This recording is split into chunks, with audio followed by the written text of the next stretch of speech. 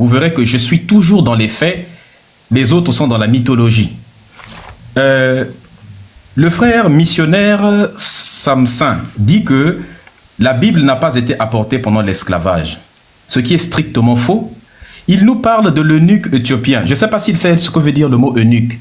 Eunuque veut dire quelqu'un à qui on a découpé le bazooka et puis les noyaux.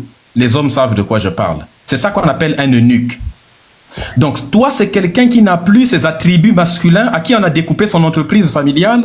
C'est lui que tu trouves quelqu'un de bien qui t'a apporté ton christianisme. Quelqu'un qui n'a plus de noyau, qui n'a plus de baseau.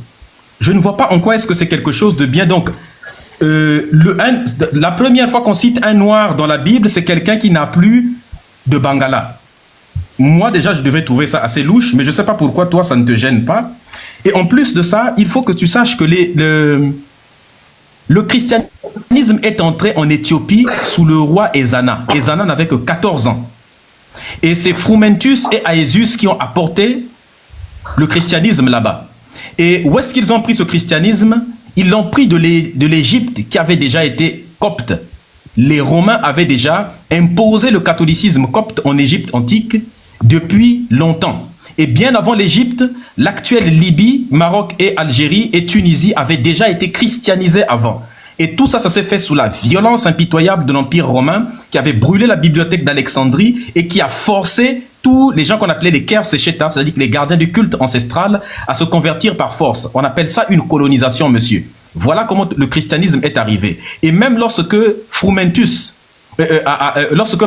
Ezana, qui n'avait que 14 ans en tant que roi, a été converti au christianisme, il a imposé le christianisme par force et a demandé, en gros, il a attaqué toutes les personnes qui pratiquaient le culte ancestral et les a forcés à se convertir. Ton christianisme s'est imposé par la violence. Oui. Deuxième chose, ce que tu dis, quand tu nous parles de ton histoire de eunuque éthiopien, tu nous dis que, oui, acte 8, verset ceci. On appelle ça un argument circulaire.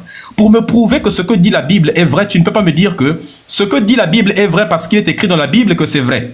Donc, pour nous démontrer que ce que la Bible dit c'est vrai, il nous ouvre acte 8 qui est dans la Bible. C'est comme si je te disais que pour te démontrer que Game of Thrones est vrai, je te sors l'épisode 3 de Game of Thrones pour te prouver que le film Game of Thrones, c'est la réalité. C'est la réalité parce que c'est dit dans le film que c'est la réalité. On appelle ça des arguments circulaires et l'une des premières choses qu'on demande à des enfants de 5 ans, c'est à ne pas faire des erreurs de jugement de ce genre. Troisième élément. Tes ancêtres pratiquaient quoi avant l'arrivée du christianisme? Qui étais-tu? De quel peuple viens-tu? Comment s'appelle Dieu dans ta langue? Avant que le peuple, si le juif, ton eunuque éthiopien là, s'il n'était pas venu apporter le christianisme en Afrique, est-ce que tu aurais eu le christianisme? Moi, je te poserai une seule question, mon frère. Qu'est-ce que le christianisme t'a apporté en Afrique que les Africains ne connaissaient pas avant le christianisme et qu'on n'aurait pas pu connaître sans le christianisme? Sache qu'avant l'arrivée de ton christianisme, nous avions des grands empires, des grands royaumes, des grandes civilisations sur Terre. Et que c'est nous qui avons inventé l'écriture, les mathématiques, les sciences appliquées. Et je peux te le démontrer avec des arguments à l'appui. Donc ça, c'est des éléments, tu dois être fier de ta propre tradition. C'est pour ça que moi, je suis un défenseur de l'identité culturelle négro-africaine, noire africaine. Et je termine avec la dame, s'il te plaît. Je termine juste avec ce que la dame a dit. Je rappelle que la naissance de Jésus est un mythe. Jésus est un personnage qui a été copié sur... Et je peux t'ouvrir la caméra, même te montrer, mais comme j'ai pas beaucoup de temps, je vais pas le faire, à moins que le frère m'autorise lors de ma prochaine prise en parole. Sache qu'avant Jésus, il y avait un personnage qu'on appelait Mitra.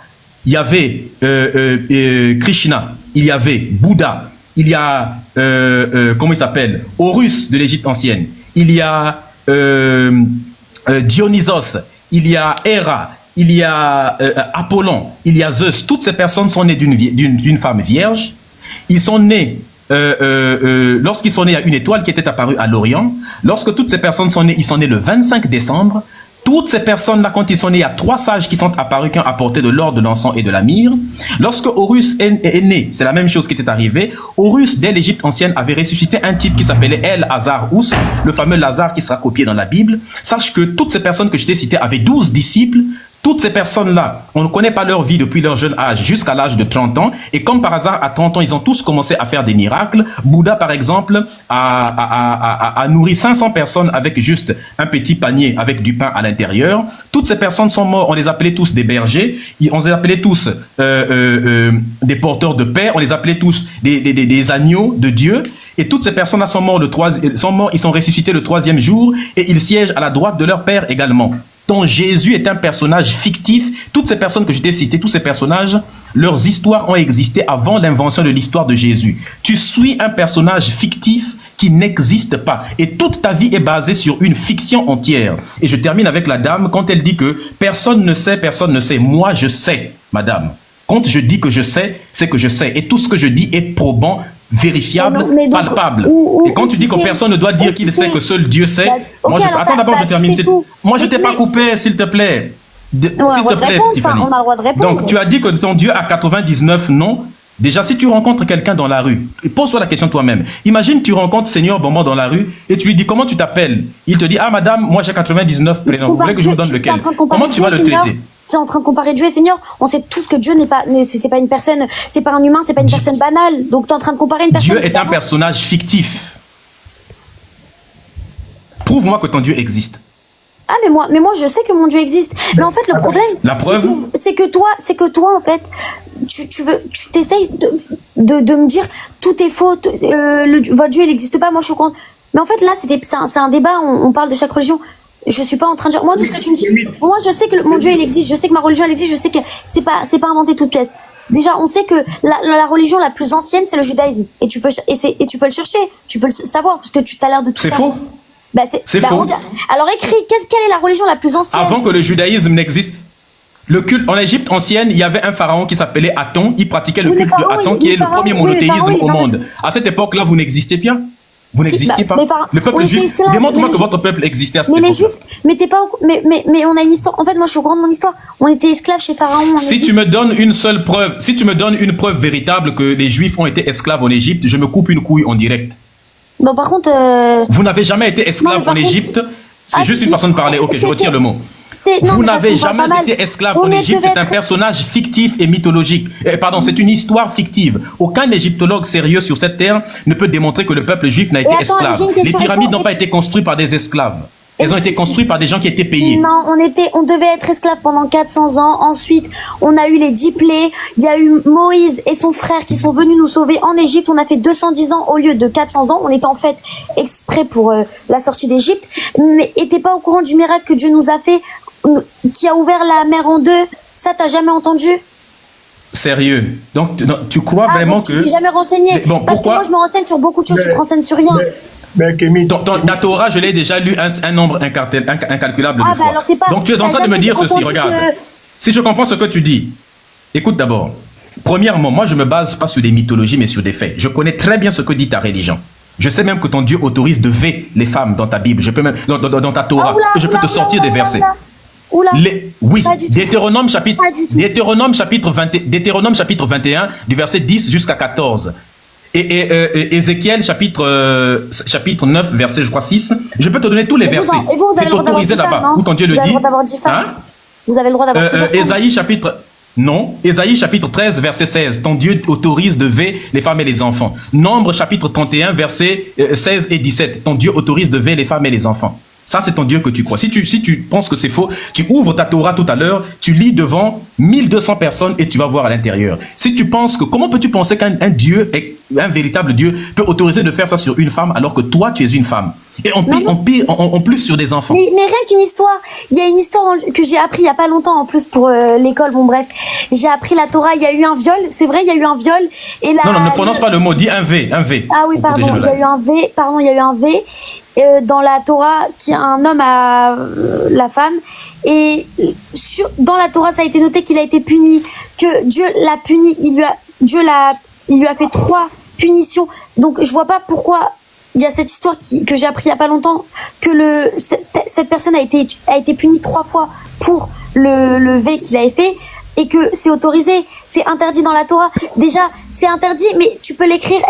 Je connais nos interdits qu'on a Dans dans ce cas, la pourquoi Torah. ton Dieu l'autorise alors dans la Torah? Mais mais c'est toi qui le dis. On a interdit.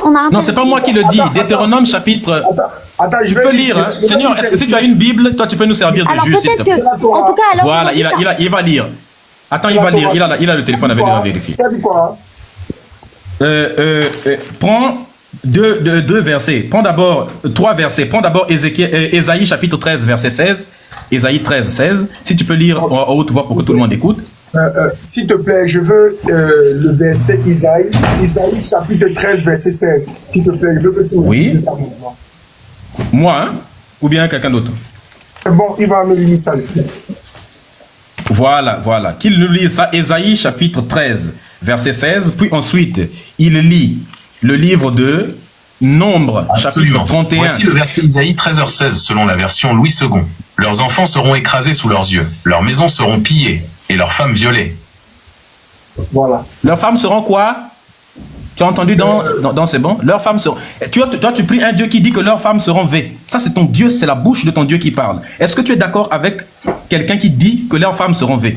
Tu es d'accord avec cette parole, ce verset-là, s'il te plaît, dans c'est bon? Attends, c'est ça qui est dans votre Bible, parce que je suis ici sur le net. Et moi, c'est pas noté ça. Mais c'est noté. Bon, il faut. Comment ça se voit si c'est pas noté ça? Apparemment. Nous, Bon, dis-lui de lire, s'il te plaît, dis-lui de lire Nombre chapitre 31, versets 17 et 18. mais S'il te plaît, je veux que tu me lises Nombre chapitre 31, versets 17 et 18. Mais les gars, le prophète qui es-tu? Écoutez. ah non, je doute pas du tout. Juste Attends, on écoute parce d'abord. que je sais. Voici je ce doute que pas du disent tout, les moi, parce versets que je 17 et coupe. 18 du chapitre Attends. 31 du livre des Nombres dans la version Louis II. Nombre 31 sur 17. Maintenant donc, tu es tout mâle parmi les petits-enfants, et tu es toute femme qui a connu un homme en couchant avec lui. Nombre 31 sur 18. Mais laissez en vie pour vous toutes les filles qui n'ont point connu la couche d'un homme. Autrement dit, il dit, vous partez quelque part, vous prenez tous les petits garçons, tous les bébés garçons là, vous me les pragmatisez. Tous, fiou, vous les, hein, voilà. Et toutes les femmes qui ont déjà couché Il y a des commentaires avec en un fait. homme, vous les fiou il y a directement. plusieurs choses qui ont fait. Il y a Et plusieurs vous ne choses. gardez que, attends d'abord, vous ne gardez que des petits enfants filles pour votre usage personnel.